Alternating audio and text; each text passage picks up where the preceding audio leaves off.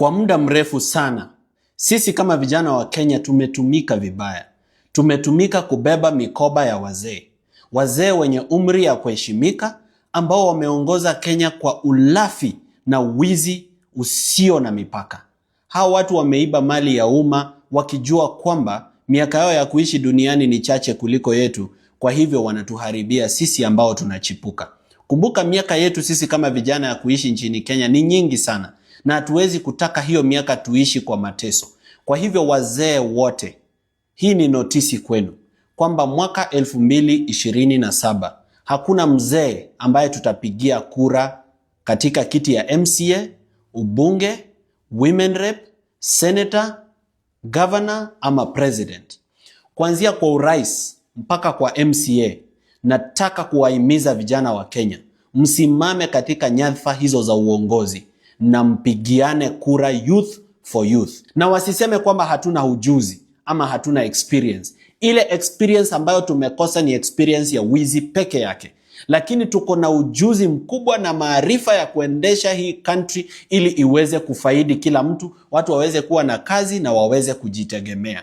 Kwa hivyo 2027 we are not recycling old leaders who have been here for 20-30 years who are selling to us the political experience of theft. It is time for the youth, and I want all the youth in the Republic of Kenya to believe in themselves. Wale ambao wanasema lazima uwe na miaka 35 ili uwe rais, hiyo ni katiba ya kitambo. Katiba ya sasa ya kuanzia mwaka 2010 inamruhusu mtu yeyote ambaye amepita miaka 18 kusimama katika kiti ya urais. Kwa hivyo 2027 ni youth for youth. Tutasimama katika hizo nyadhifa za uongozi na tutapigiana kura. Kwa hivyo nyinyi vijana, msijidharau. Msikuwe watu wa kubeba mikoba. Don't be briefcase carriers ya hawa wazee wa Kongo ambao wametutumia kwa muda mrefu.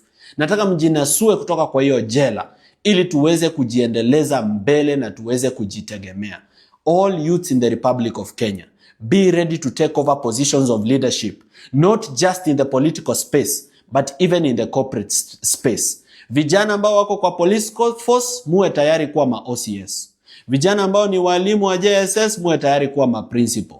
Vijana ambao mko katika kampuni mbalimbali katika sekta ya kibinafsi, muwe tayari kuwa CEOs and MDs. Let us take over our country and run it